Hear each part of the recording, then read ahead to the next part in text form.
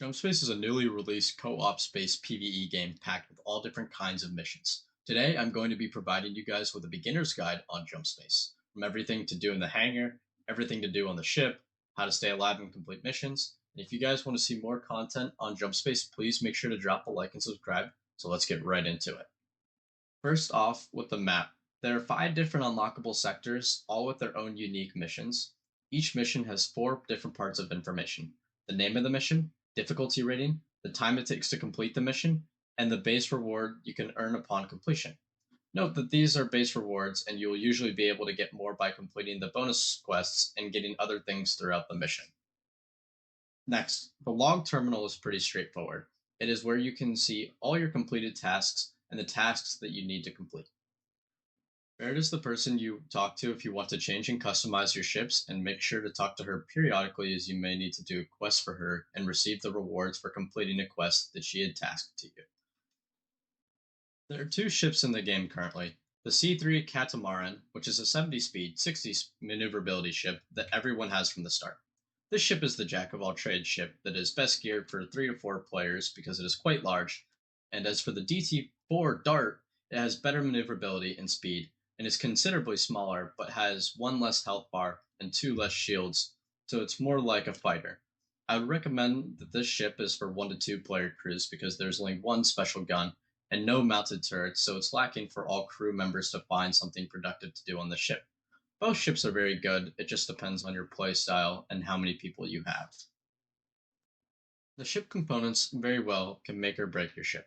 There are 6 of them: sensors, engines, pilot cannons, multi turret systems, special weapons, reactors, and generators.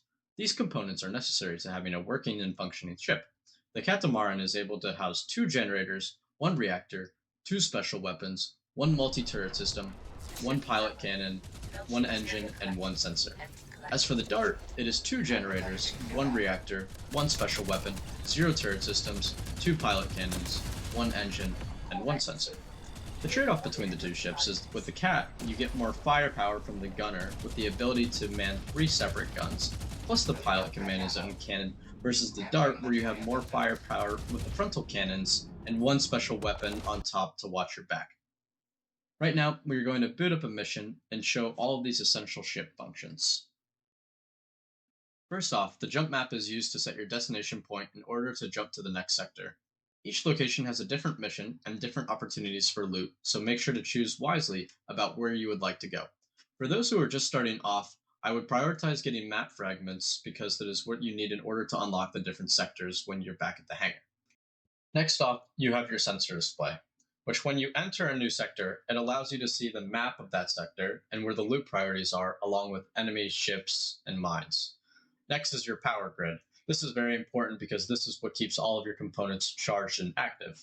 The blue squares are on the circuit board are protected, and the green squares are unprotected.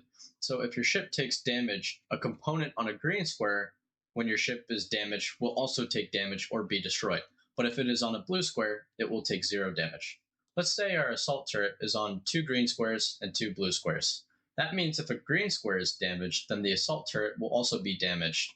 But the only way to ensure a component will never be damaged is to make sure the component is on all blue squares. So make sure you structure your components wisely. Materia is the most important temporary resource. Basically, materia is a resource that is non-transferable back to the hangar, but is essential to buying things to keep your ship running, so it is important that you collect as much materia as possible.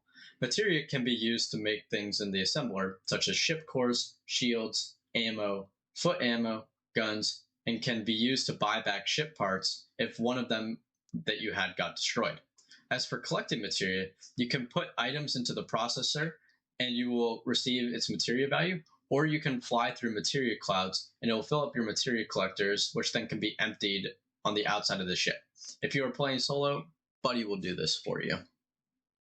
The last part to ships is the artifact segment. Artifacts are one of the many different loots that can be found in each sector, and they are used to enhance your ship or player, and they have 5 slots in the ship, but once they are in, they cannot be taken out, and they can only be destroyed. Artifacts can also be upgraded by other artifacts to enhance them even more, so I suggest finding as many artifacts as you can throughout your missions. Missions are the most fun part of this game, but can also be very challenging if you have a full squad. First off, each sector you complete has some sort of task in order to advance to the next sector. Sometimes you can jump straight to the next sector without having to complete a task, but for the most part, you have to complete a task in order to advance. I won't spoil the missions for you, but there are two main phases of each mission: a space phase, which is just a combat phase with your ship, and a ground phase, which is just combat on the ground with your teammates. Both have their different objectives, but generally both should be clear before you jump. The two phases don't always occur, though. There are a few missions that don't even require you to fight bots. When you've completed a mission in said sector, there's a loot room that gives you items that can help you further your mission, and there are also components. Components are collected from loot rooms and getting the core of a destroyed Corvette. These are the only places they can be found in. When you bring them back from a ship, you get one materia ingot, and also, if it is new, you unlock a new component for your ship as long as you fully complete the mission. When you're playing with friends, they will unlock it as well despite not being there in the hangar. And after you collect map fragments, this would be the second resource you should prioritize. Materia ingots, credits, map chart fragments, and anything you keep in your inventory such as guns, stims, rocket launchers, etc., is all kept with you after the mission is completed, but if you leave or fail a mission, all of those items will be lost.